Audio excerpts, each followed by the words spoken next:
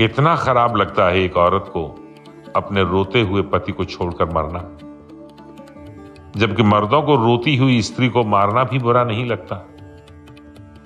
औरतें रोती जाती हैं, मर्द मारते जाते हैं। औरतें रोती हैं, मर्द और मारते हैं। औरतें खूब जोर से रोती हैं, मर्द इतना जोर से मारते हैं कि वे मर जाती हैं। इतिहास में वह पहली औरत कौन थी जिसे सबसे पहले जलाया गया? मैं नहीं जानता, लेकिन जो भी रही होगी मेरी मां रही होगी।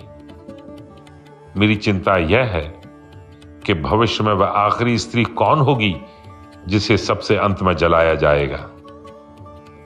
मैं नहीं जानता, लेकिन जो भी होगी मेरी बेटी होगी, और ये मैं नहीं होने दूंगा।